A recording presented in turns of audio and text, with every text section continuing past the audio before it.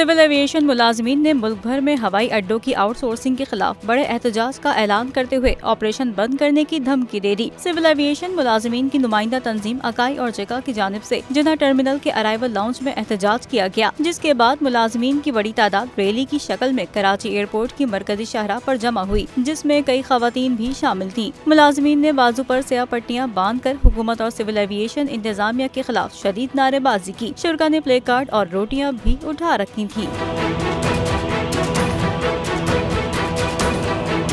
मुजाहिरीन से खिताब करते हुए तंजीमी ओहदेदारों का कहना था कि डीजी सिविल एविएशन ने इदारे को तबाह कर दिया। आउटसोर्सिंग के खिलाफ अदालत समेत हर फॉरम पर कानूनी जंग लड़ेंगे। इदारे की आउटसोर्सिंग से कोई खास रकम नहीं मिल रही। सिविल एविएशन ने गुज़िश्ता साल 150 अरब रुपए कमाए, जबकि इदारे का पोटेंशियल 500 अरब रुपए है। तंजीमी रहनुमाओं ने मजीद कहा, आउटसोर्सिंग के खिलाफ इस्लामाबाद एयरपोर्ट से बड़े पैमाने पर एहतजाज का सिलसिला शुरू किया जा रहा है, जिसका दायरा कराची और लाहौर तक बढ़ाया जाएगा। उनका कहना था कि आउटसोर्सिंग का अमल ना रोका गया तो ऑपरेशन बंद करने समेत तमाम ऑप्शन इस्तेमाल करेंगे।